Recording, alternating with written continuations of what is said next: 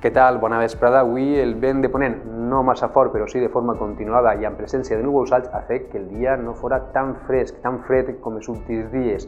Hem tingut des de primera hora del matí, només a l'eixida del sol, la presència d'alguns núvols alts. Veig aquesta bonica imatge que s'enviava Quico Llovell des de Xàbia.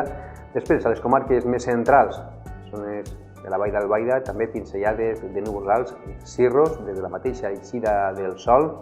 Si ens desplacem cap al nord, a Bétera, Valentina ens enviava aquesta imatge, també de les primeres hores del matí, i cap al nord, a la tinença de Benifassà, a Fredes, també apenas hem tingut pinzellades de núvols alts i temperatures una miqueta més altes que aquests últims dies. Esta pròxima nit continuaran pujant les temperatures, farà fred, però no tan fred com aquests últims dies, encara bufant vents de ponent, amb estralats cap al nord, de ponent cap al centre, fins i tot de llebeig cap al sud, i això farà que les temperatures queden una miqueta menys fredes. Demà comencem el dia amb temperatures un poc més altes, això sempre serà d'agrair, no estan buscant el sol, perquè realment serà fresquet, encara amb vents de ponent i de mestral, i de vesprada pocs canvis pel que fa a les temperatures. Podria bufar una miqueta de xaloc o de llevant cap al litoral de València i d'Alacant i mantindre's el mestral cap a les zones de més al nord.